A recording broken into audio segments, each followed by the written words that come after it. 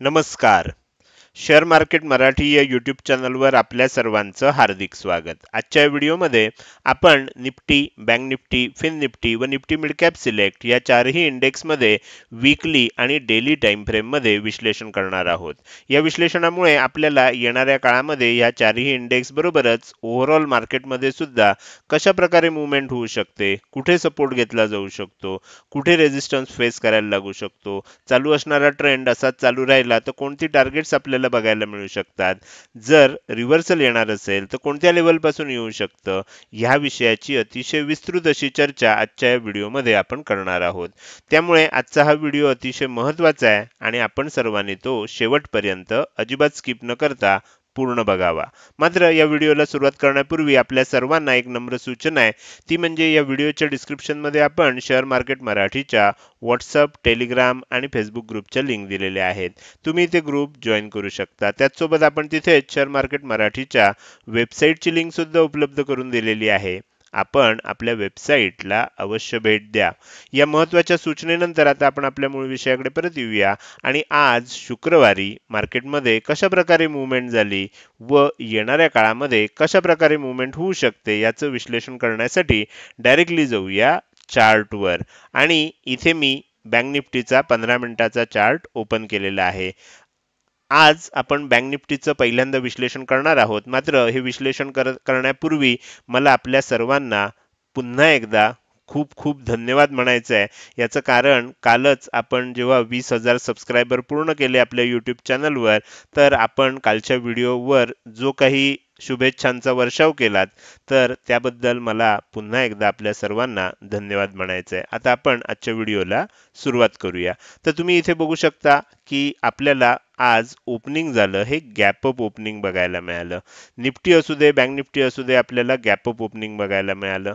आणि मी प्रीमियम ग्रुपवर सांगितलेलं होतं की गॅप अप ओपनिंग होतंय, ओपनिंग नंतर लगेच एकदा सेलिंग येणार, त्यानंतर एकदा बाउन्स येणार आणि त्याच्यानंतर मग आपल्याला मार्केटमध्ये कोणत्या दिशेनं मूवमेंट होऊ शकते हे लक्षात येऊ शकेल. त्यानंतर आपल्याला प्राइस ॲक्शन बघावी लागेल. तुम्ही बघू शकता ओपनिंग नंतर आपल्याला लगेच एकदा सेलिंग आलं. आपण वरच्या बाजूची जी इम्पॉर्टंट लेवल काढलेली होती त्या लेवलच्या आसपासच ओपन झालं, त्यामुळे त्याचा रेझिस्टन्स घेतला.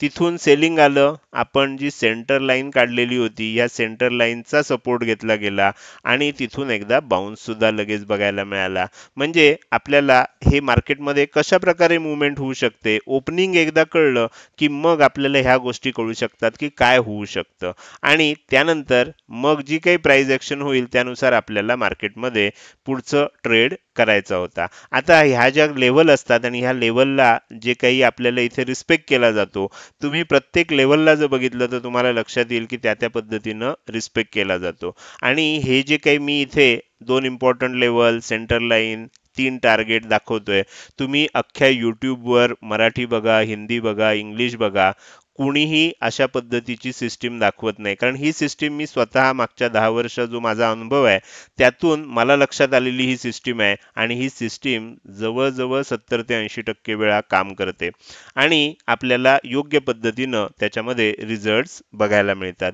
तर त्यामुळे ह्या सेंटर लाईनचं सुद्धा किती महत्त्व आहे हे तुमच्या लक्षात आलं असेल. तसं बघायला गेलं तर इथे कुठलाही स्विंग हाय किंवा स्विंग लो नव्हता.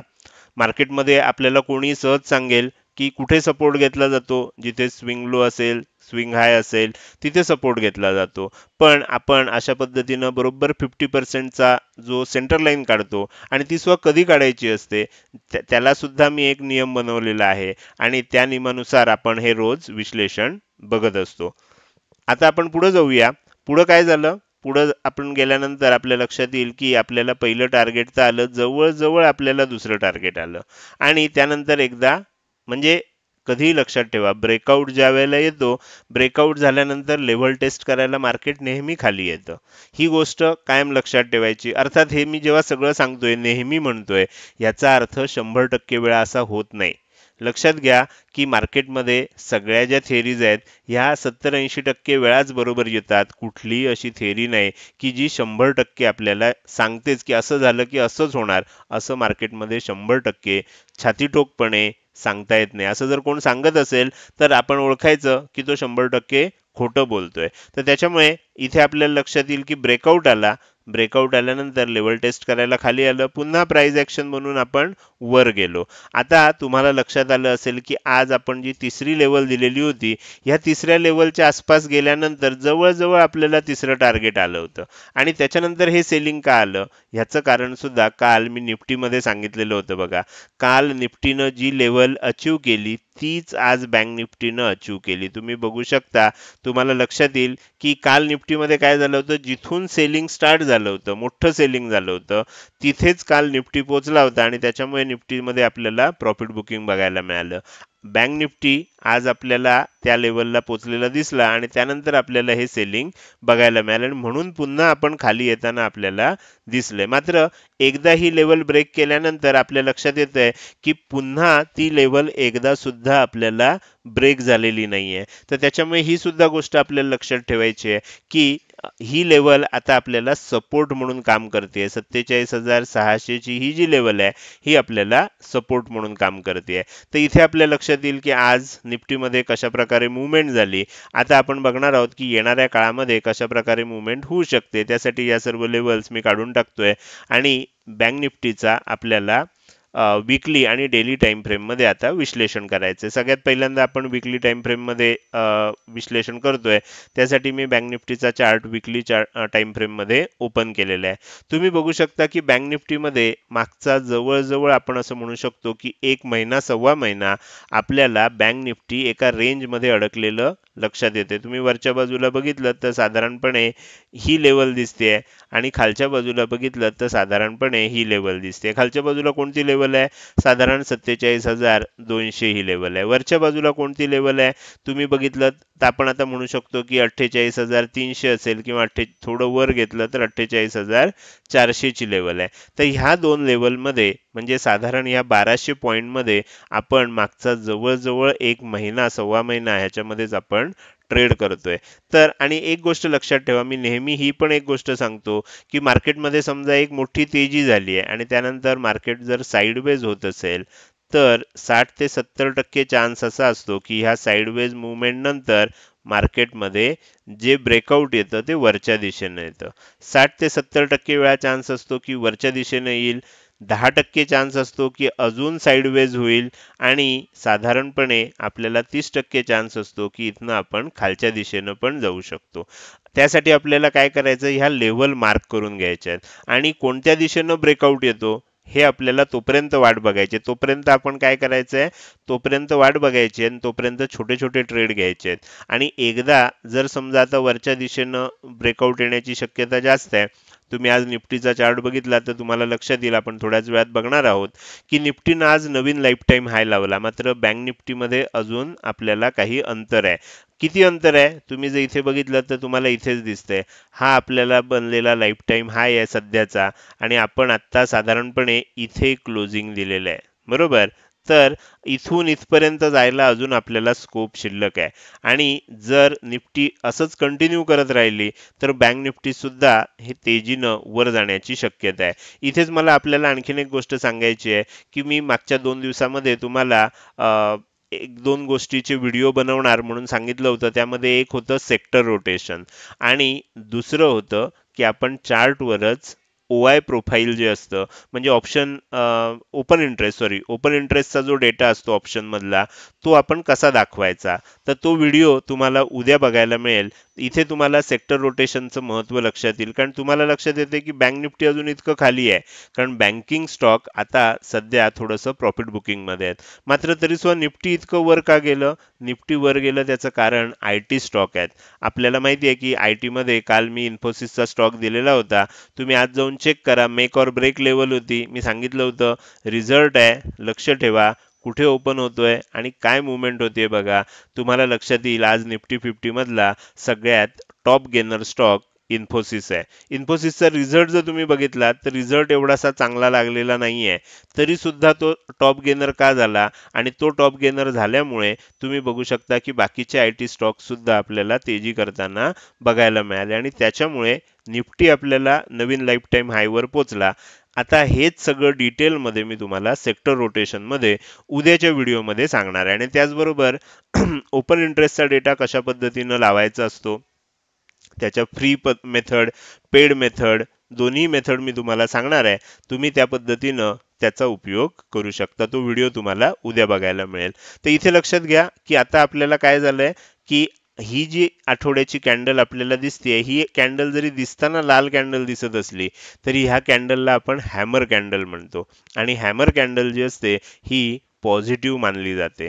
आणि आपल्याला जोपर्यंत आता हा हाय ब्रेक होत नाही तोपर्यंत लक्षात ठेवायचं आहे की मार्केटमध्ये एकतर व्होलॅटिलिटी वाढेल किंवा मार्केट ज्या वेळेला ही लेवल ब्रेक करेल त्यावेळेला आपल्याला तेजी बघायला मिळेल, याची शक्यता जास्त आहे. त्यामुळे आता ह्या कॅन्डलचा जो या आठवड्याचा जो हाय होता हा आपल्याला कधी ब्रेक होतोय ते बघणं आता इंटरेस्टिंग असणार आहे. आणि त्यानंतर मार्केटमध्ये एक तेजी होताना आपल्याला बघायला मिळू शकते. आणि ही जी लेवल आहे हे आपल्यासाठी काय असेल, मग आपल्यासाठी एक टार्गेट असेल. तिथपर्यंत आपल्याला बँक निफ्टी जाऊ शकते. तर हे झालं बँक निफ्टीमध्ये वीकली टाइम फ्रेम मध्ये आपल्याला काय दिसतंय. आता ह्याच्यामध्ये तुम्ही जर बघितलं तर साधारणपणे ह्या लेवलच्या आसपास, म्हणजे मी 47,200 ची लेवल काढली आहे, तुम्हाला लक्षात येईल खाली जायचा प्रयत्न होतोय तिथनं वर जाते, खाली जायचा प्रयत्न होतोय तिथनं वर जाते. तर 47,200 च्या आसपास अनेक वेळा आपल्याला सपोर्ट घेऊन आपण वर जाताना दिसतोय. तुम्ही खाली बघितलं तर 2-3 आठवड्यात आपल्याला 2-3 आठवडे आपण त्याच्या खाली पण गेलो होतो, मात्र टिकलो नाही. वीकली बेसिसवर बघायला गेलं तर आपण त्यानंतर एक बाउन्स दाखवलेला आहे. त्यामुळे ही लेवल सपोर्ट आहे आपल्याला कळलेला आहे. साधारण ह्या लेवलच्या आसपास आपल्याला जर बघितलं म्हणजे हा जो हाय बनला होता किंवा इथे हायेस्ट क्लोजिंग जे आलं होतं, मी तुम्हाला इथे दाखवतो. हे जे हायेस्ट क्लोजिंग आलं होतं ह्या कॅन्डलवर लक्ष ठेवा, जी ग्रीन मोठी कॅन्डल आहे ही कॅन्डल जी आहे ह्याचा क्लोजिंग इथे आलेलं होतं, हे हायेस्ट क्लोजिंग होतं. तर त्या आसपास आपल्याला रेझिस्टन्स सुद्धा आहे, म्हणजे वर जाताना आपल्याला बरेच रेझिस्टन्स फेस करायला लागणार आहेत.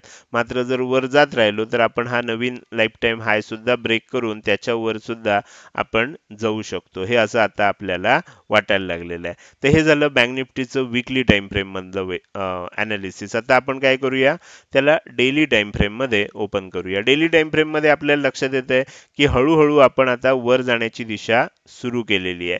तर इथे तुम्ही जर बघितलं तर प्रचंड व्होलॅटिलिटी दिसते. आणि सध्याची मुवमेंट कशी आहे, तर सध्याची मुवमेंट दाखवतो. स्टेप बाय स्टेप मार्केटमध्ये सेलिंग आलं, थोडंसं बाउन्स आला, परत सेलिंग आलं आणि आता आपल्याला बाउन्स येतोय.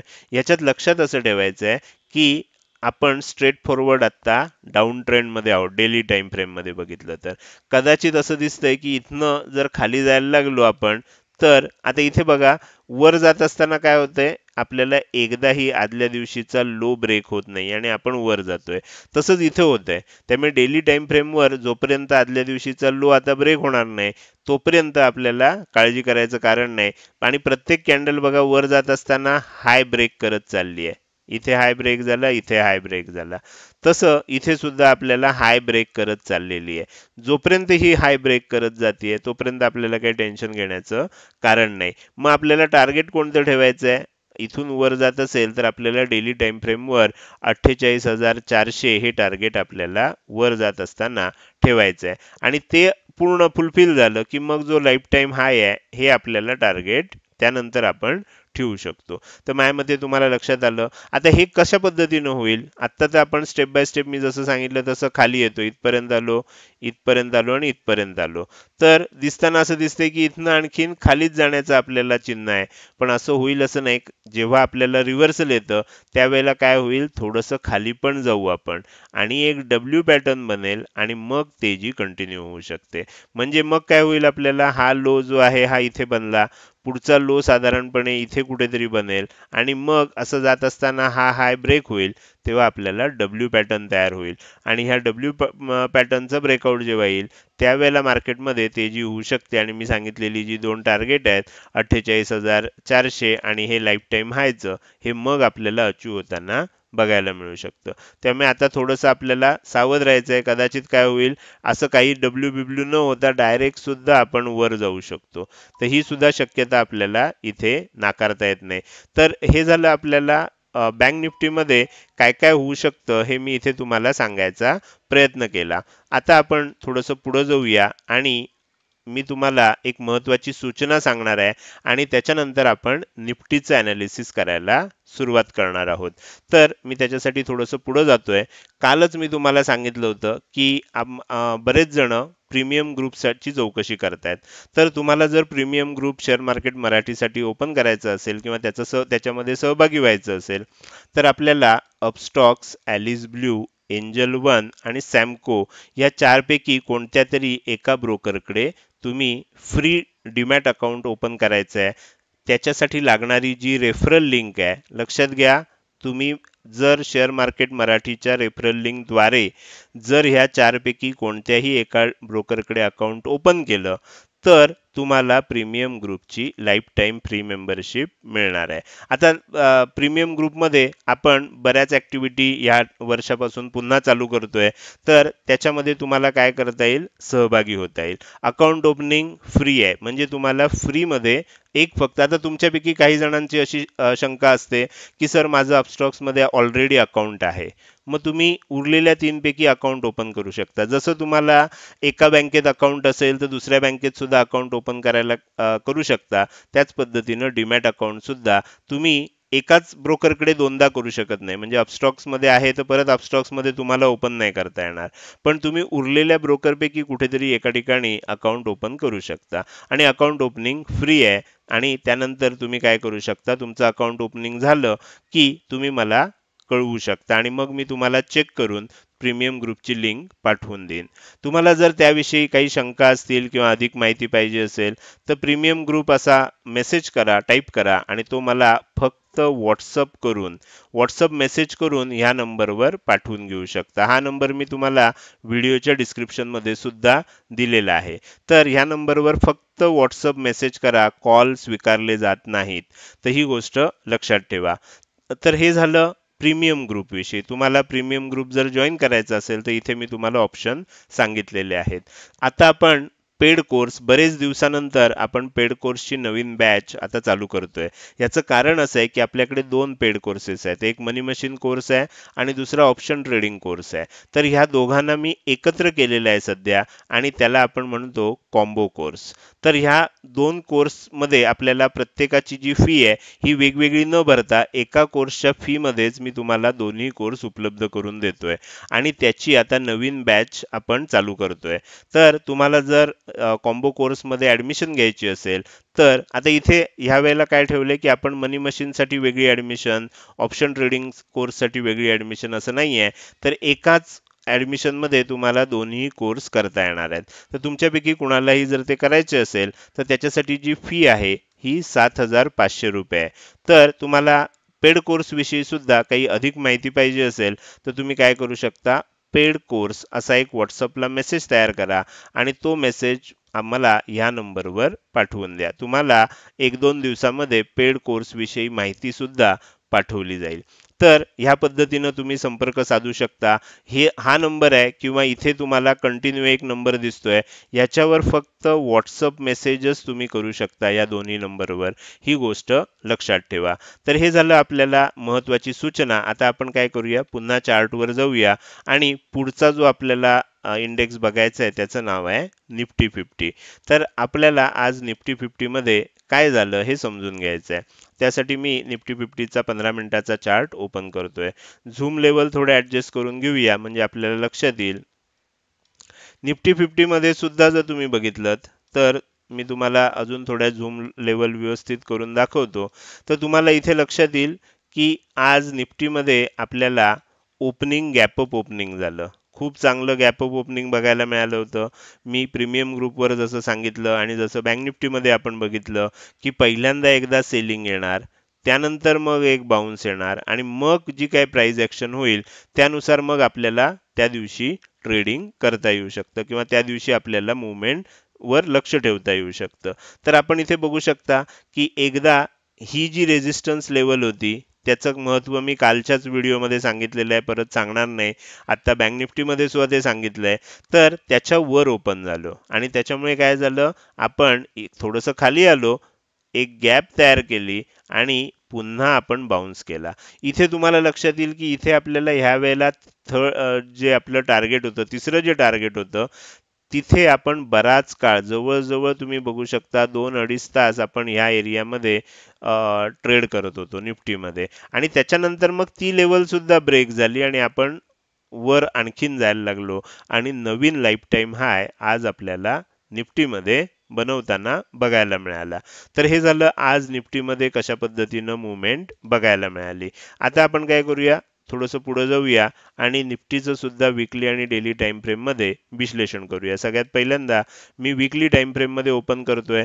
विकली टाइम फ्रेम मध्ये जेव्हा तुम्ही बघताय तेव्हा तुम्हाला लक्षात येतंय की मी तुम्हाला सांगतच होतो, मागच्या वेळेलाच तुम्हाला सांगितलं होतं बघा की कशा पद्धतीनं मुवमेंट होऊ शकते. तर इथे एक रेड कॅन्डल झाली आहे, मग ग्रीन झाली आहे, मग रेड झाली, कदाचित आता ग्रीन होऊ शकते असं मागच्या आठवड्यात सांगितलं होतं. तुम्ही मागच्या आठवड्याचा विकली अनालिसिसचा व्हिडिओ बघू शकता. इथे आणखीन एक महत्त्वाची गोष्ट लक्षात ठेवायची आहे की या आठवड्यात थोडंसं व्होलाटाईल व्हायला मार्केटनं सुरुवात केली होती. मी तुम्हाला सांगत होतो की इथपासून म्हणजे साधारण आपल्याला नोव्हेंबर महिन्याच्या किंवा ऑक्टोबरचा शेवटचा आठवडा आणि नोव्हेंबर महिन्याच्या सुरुवातीपासून ही जी तेजी होतीये, ह्या तेजीचं एक वैशिष्ट्य आहे. काय वैशिष्ट्य सांगितलं होतं निफ्टीमध्ये, आदल्या आठवड्यातला लो कधीही नेक्स्ट वीकमध्ये, नेक्स्ट आठवड्यामध्ये, पुढच्या आठवड्यामध्ये तुटला नाहीये बघा. कंटिन्यू लो वर बनत चाललाय आणि हाय मात्र प्रत्येक आठवड्याला तुटतोय. इथे एक आपण इक्वल झालं होतं पण हाय आपण ब्रेक करतोय. आता इथे सुद्धा आतापर्यंत आपल्या लक्षात येईल की म्हणजे पूर्ण नोव्हेंबर महिना गेला, पूर्ण डिसेंबर महिना गेला आणि आता जानेवारीमध्ये आपल्याला लक्षात येतंय की जानेवारी महिन्यामधला हा दुसरा जो आठवडा आहे ह्याच्यामध्ये आपल्याला असं झालं की हा तोडला गेल्यासारखा वाटला, त्याच्या खाली गेला, पण ह्याच्या खाली क्लोजिंग आलं नाही. आपल्याला महत्वाचं काय असतं, एखादी लेवल नुसती ब्रेक झाली याला महत्व नाही, त्याच्या वर क्लोजिंग आलं पाहिजे. किंवा एखादी लेवल खालच्या दिशेनं नुसती तोडली गेली याला महत्व नाही, त्याच्या खाली क्लोजिंग आलं पाहिजे. तर इथे क्लोजिंग आलं नाही, लेवल खाली गेली आणि मग आपण वर आलो. तर थोडंसं व्होलाटाईल व्हायला लागलंय, थोडं सावध व्हायला पाहिजे आता आपण. कारण आता लवकरच काय येणार आहे, बजेट येणार आहे. दोन मोठे इव्हेंट आहेत बघा, म्हणजे ही जी तेजी चालू आहे ही अजून दोन इव्हेंट्स आपल्याला त्याच्यामध्ये बघायचे आहेत. तर एक म्हणजे युनियन बजेट जे 1 फेब्रुवारीला सादर होणार आहे, त्याच्या आधी एकदा प्रॉफिट बुकिंग होईल आणि त्यानंतर आपल्याला एकदा तेजी बघायला मिळेल. आणि सगळ्यात मोठा इव्हेंट जो आहे, जो दर 5 वर्षांनी आपल्याकडे बघायला मिळतो, ते म्हणजे आपल्या भारताचा म्हणजे लोकसभेची निवडणूक. भारतामध्ये लोकसभेची निवडणूक हा मार्केटसाठी एक खूप मोठा आपल्याला इव्हेंट असतो आणि मागच्या वेळची सुद्धा आपण कव्हर केलेली होती आणि आता सुद्धा आपण ती कव्हर करतोय. तर त्यावेळेला तुम्हाला लक्षात येईल की कशा पद्धतीनं आपल्याला मुवमेंट बघता येईल. तर अजून तेजी थोडीशी होण्याची शक्यता आहे, मात्र आता व्होलाटाईल मार्केट होईल थोडंसं आणि एकदा इथे थोडंसं वर जाऊन का होईना एकदा प्रॉफिट बुकिंग येणार आहे. कारण निफ्टीमध्ये बघा आपल्याला सायझेबल प्रॉफिट बुकिंगच आलेलं नाहीये. तर त्याच्यामुळे एकदा कधीतरी प्रॉफिट बुकिंग येणार आणि त्याची सुरुवात कशी होणार, तर आदल्या आठवड्याचा लो तोडून त्याच्या खाली क्लोजिंगनं. अर्थात जोपर्यंत हाय ब्रेक होत आहेत आणि आपण नवीन नवीन लाईफ टाईम हाय बनवतोय तोपर्यंत त्याचा विचार करायचा नाहीये. तर हे झालं निफ्टीमध्ये विकली टाइम फ्रेम मध्ये आपल्याला काय दिसलं. आता आपण बघूया डेली टाइम फ्रेम मध्ये. डेली टाइम फ्रेम मध्ये आपल्याला लक्षात येईल की मागचे काही दिवस मार्केटमध्ये तुम्ही बघू शकता की ही एक तेजी झाल्यानंतर आपल्याला मार्केट थोडंसं आपल्याला मंद पडल्यासारखं वाटत होतं बघा.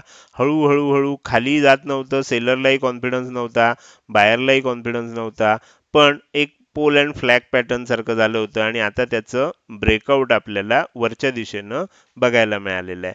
तर आता काय होऊ शकतं, आता आपल्याला मार्केटमध्ये आणखीन थोडीशी तेजी होऊ शकते असं चित्र आपल्याला दिसायला लागलंय. आता बँक निफ्टीमध्ये बघितलं तर एवढी तेजी नाहीये, निफ्टीमध्ये बघितलं तर एवढी तेजी आहे. याचं कारण मगाशीच सांगितलं की सेक्टर रोटेशन होतंय आता. आय टीचे स्टॉक, अर्थात हे मी तुम्हाला उद्या जास्त डिटेल सांगेन उद्याच्या व्हिडिओमध्ये, आय टीचे स्टॉक आता तेजी करत आहेत जे आतापर्यंत करत नव्हते. आतापर्यंत कोणत्या स्टॉकनी केली, आता कोणते स्टॉक करू शकतात याविषयीची माहिती मी तुम्हाला उद्याच्या सत्रामध्ये जास्त डिटेलमध्ये देणार आहे. तर इथे तुमच्या लक्षात आलं की कशा पद्धतीनं आपल्याला ब्रेकआउट आलाय.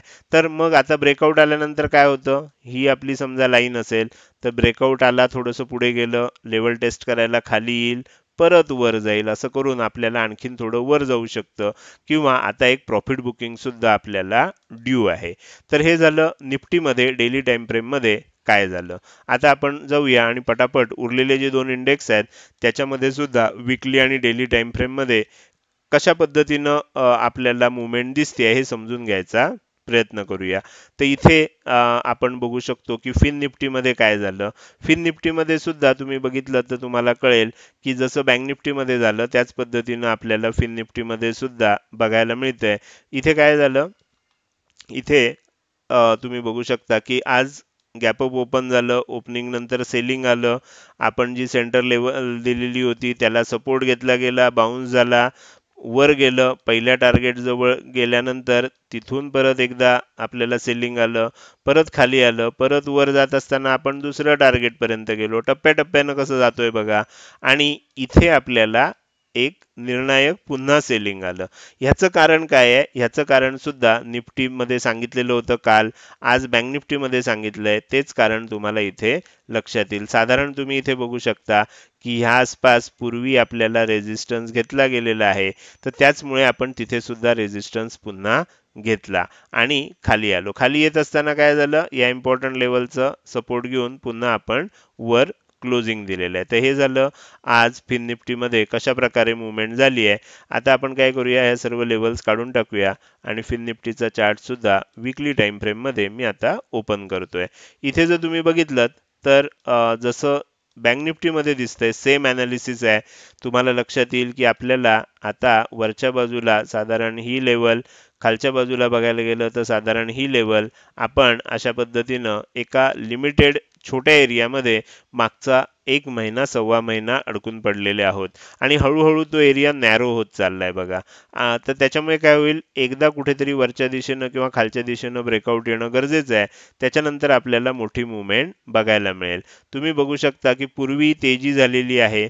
मी तुम्हाला इथे दाखवतो थोडंसं. ओके, म्हणजे इथे आता एक मोठी तेजी झाली आणि त्याच्यानंतर तुम्हाला काय दिसतंय, त्याच्यानंतर तुम्हाला इथे साइडवेज मुवमेंट दिसते. म्हणजे हा पोल आहे आणि हा त्याचा फ्लॅग आहे. ओके, तर पोल अँड फ्लॅग पॅटर्न इथे तयार होतोय.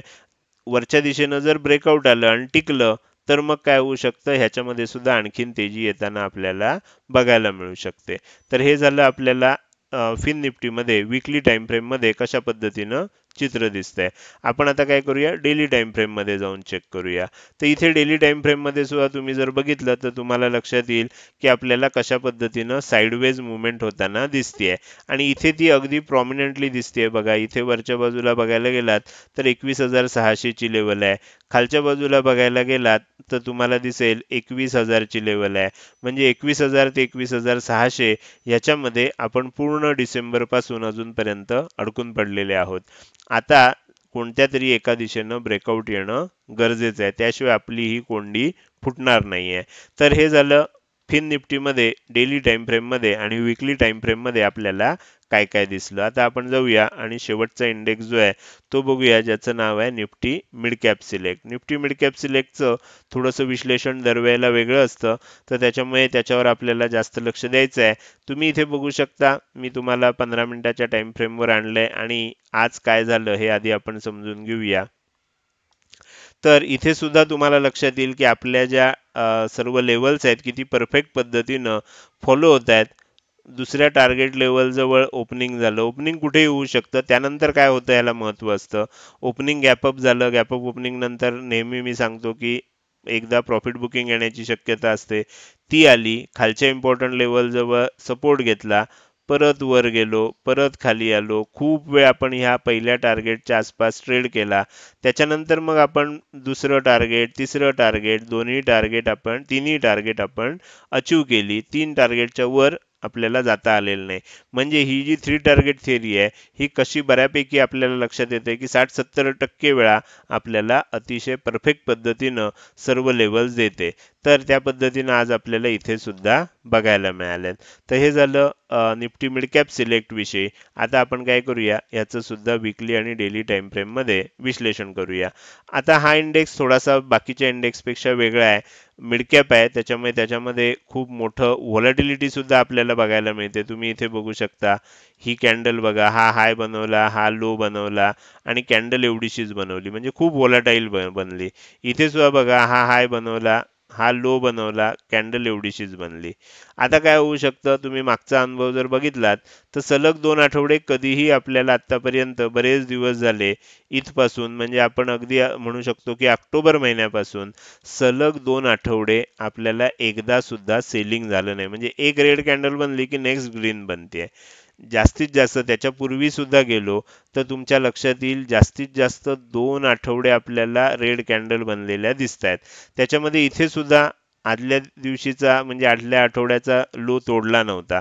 फक्त ह्या ठिकाणी आपल्याला ह्या ज्या 2 रेड कॅन्डल दिसत आहेत, इथेच फक्त असं झालं होतं की आदल्या आठवड्याचा लो जो आहे तो नेक्स्ट कॅन्डलनं तोडला होता. बाकी आपल्याला 2 सलग म्हणजे 2 पेक्षा जास्त सलग रेड कॅन्डल दिसतच नाही आहेत. तुम्हाला त्या बघायच्या असतील तर खूप मागे यावं लागेल.